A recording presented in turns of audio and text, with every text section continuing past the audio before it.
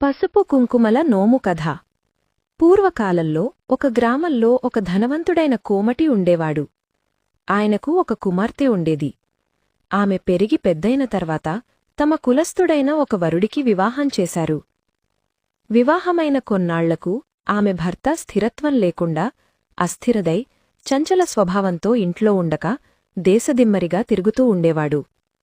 దీనివల్ల ఆ యువతి ఎంతో బాధపడేది. ఆమె గౌరీశంకరులను ప్రార్థిస్తూ, ఓ దంపతులారా, నా కష్టానికి పరిష్కారం ఏదైనా ఉందా అని వినయంగా అడిగింది. ఒక రాత్రి ఆమెకు కలలో పరమేశ్వరుడు ప్రత్యక్షమై, పిచ్చిదానా, అధైర్యపడకు, ధైర్యంగా ఉండు, కాలం కలసివస్తుంది, పసుపు కుంకుమల నోము నోచుకో అని ఆ వ్రత విధానాన్ని వివరించి అదృశ్యమయ్యాడు. పరమేశ్వరుడు చెప్పిన విధంగా ఆమె ప్రాతఃకాలంలో లేచి స్నానం చేసి 5 కుంచముల పసుపు 5 కుంచముల కుంకుమ సిద్ధంచేసి ముత్తైదువులకు మౌనంగా పంచింది. పంచకం పూర్తయ్యాక గౌరీదేవికి కుంకుమ పూజ చేసి అన్నదానం చేసి తాను భోజనం చేసింది.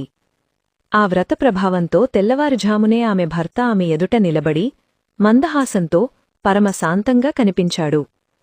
ఆమె ఆశ్చర్యంతో, ఇది కలనా, నిజమా, ఈ వ్రతంలో ఇంత అద్భుత శక్తి ఉందా అని భావించింది.